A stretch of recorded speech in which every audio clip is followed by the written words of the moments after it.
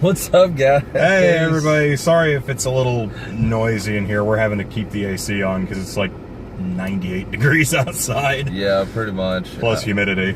And we have another movie we have to go see not long after this. But we just got out of Dunkirk. Holy shit. Jesus fucking Christ, dude. This movie was so good. It was, but it made me super glad of two things. One, I didn't grow up in World War II times. Oh, fuck. That sucks.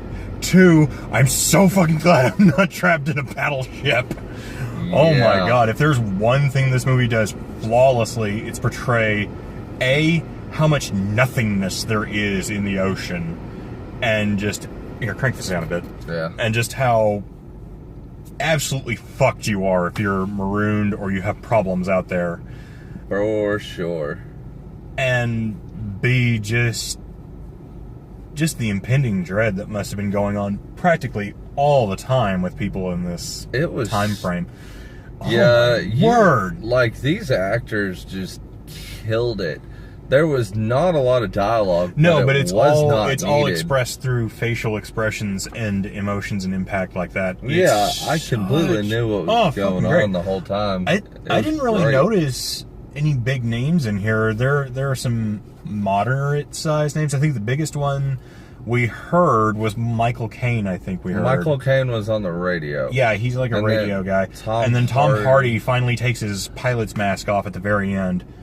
There was the guy who played Scarecrow, who killed the kid on accident. Yeah, he accidentally tripped up the kid and killed him. And then one of the soldiers is like a super famous pop star. Right. Yeah.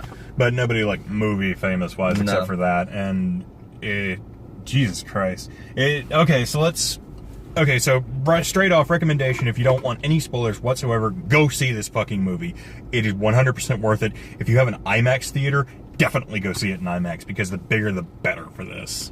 Yeah, I was mad this wasn't in the large theater. Yeah, fuck you, girls' night. You denied me Dunkirk on the big screen. Yeah, you did. Oh my god, I'm really contemplating going to see this again. It's that good. So good. Okay, so there's recommendations. 100% go see this. No matter when you can get a ticket for it, do it. It's worth it. So getting into spoilers and some of the big beats of the story. Spoilers, people die and some make it out.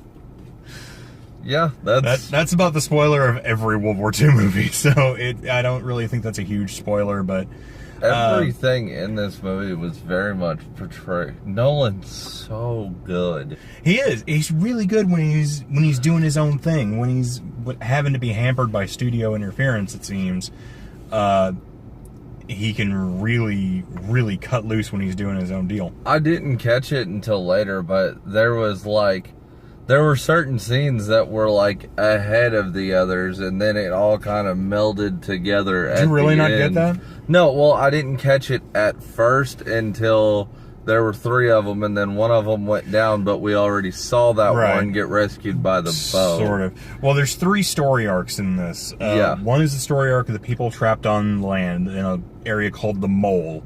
I don't know why it's called that, but World War II. They named shit weird. It's the story of some pilots who are having to run defense against bombers and try and keep them from bombing escaping ships. And it's the story of the civilian brigade going to try and rescue people at Dunkirk. And yeah, there's not a lot of dialogue. There's not a lot we can say about this movie because it's just all around it's good. The cinematography is fucking beautiful in this. I honestly don't know how much they shot on a soundstage versus how much they shot in the wild.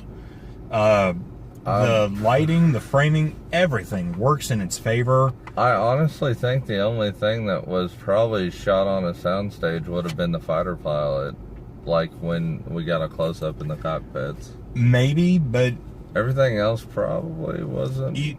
I'll honestly be amazed if they did go out in the wild and shoot old World War II style airplanes having a dogfight in midair, but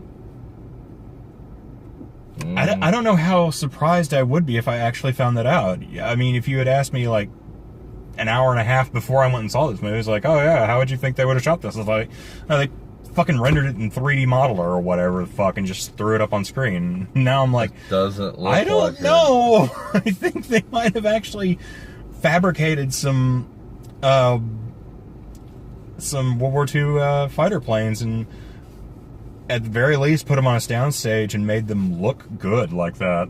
It's very possible. Like, I want to actually go and do the research on this. And I do. I'm gonna start looking up a lot of stuff about this movie.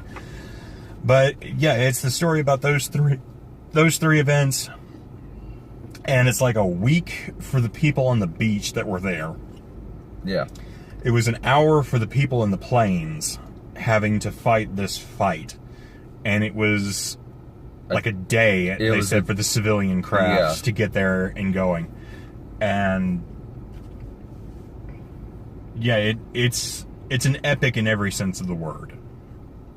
I know that sounds kind of stupid, and people throw around the word, oh, it's the cheeseburger's fucking epic. No, fuck you. This movie is epic. This movie was just so, like, I don't want to spoil it because I want people to go see it. I don't want to spoil it either, but and I would feel like there's not much we can really spoil unless we start talking about characters that lived and died, because it is your classic World War II movie. Yeah, people are going to make it out and people are not. And we've basically said everything there is to say. There is 3 story arcs going on. Right. Within they all tie together very nicely. They meld together at the end, but it's telling it throughout the movie, which is very unique. You don't get a lot of movies shot like that. Not that do it well, anyway. No. Ironically enough, the last one, I know about ironically, but the last one that really did this well was Memento, also made by Christopher Nolan. Nolan's so good. He is a good movie maker, and like I say, when he's not hampered by studio interference, he will turn you out a fucking awesome movie. Yeah. Oh my god, the emotional side of this. There was somebody who caught a World War II veteran who went to go see this in theaters, and they asked him, it's like, well, what did you think of the movie? And he's like, it was like being back there. And he's like, I could swear I could see my friends' faces.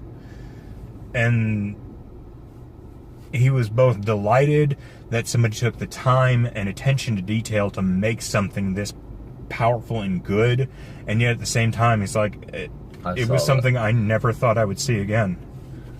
And it was kind of scary and sad. Yeah. About the biggest spoiler they can give is what happens at the end that really actually made me tear up a lot. It was honestly very powerful. The group that does get back, I guess this would be like the schmaltziest part of the movie, but it really feels earned after all the hell that you just saw these people go through. Was when they were finally coming back, and the survivors are all sitting there, and they're like, they're gonna hate us. They're gonna think we're cowards, and we ran, and nobody's gonna want to be. They're just gonna chase us out of town. And they don't at all. It turns out it's the exact opposite, and it's like, hey, you made it back! Congratulations! We're so happy you're alive. Yeah.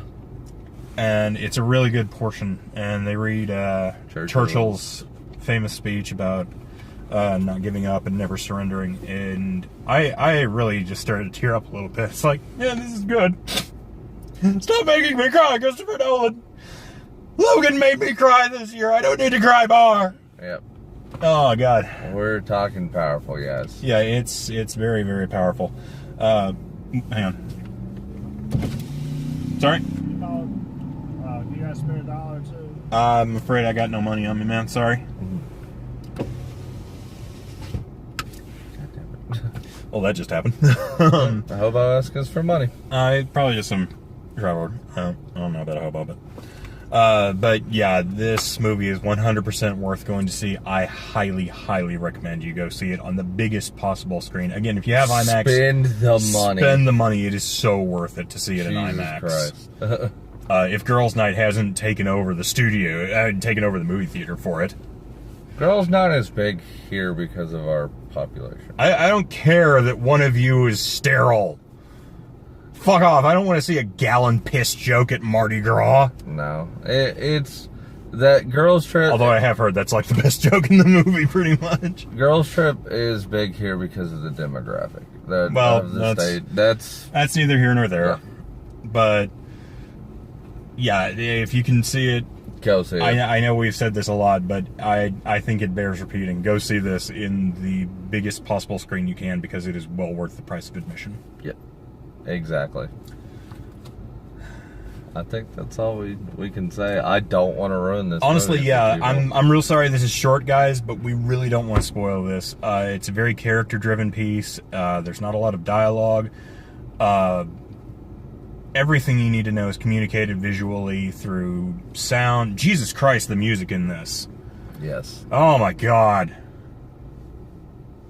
It's fucking intense. I don't say this often. This is a perfectly made movie. Like I see no flaws in this movie whatsoever. I'm sure there are some like minor technical I flaws, don't care. but for like a generalized audience, and even then, I'm sure it would only be like people who are like really nitpicky about it, who really know their historical accuracies, and be like, this didn't quite happen like this. But even still, but yeah, you got a war veteran saying he saw his friends' faces. You're good. Yeah. And yeah, I got nothing else. Go see this movie. It's fucking astounding. All right, guys. Well, there you have it. Please be sure to like and subscribe and go see Dunkirk. And leave a comment if you saw it and what you thought of the movie. And until next time, we will see you guys later. Laters.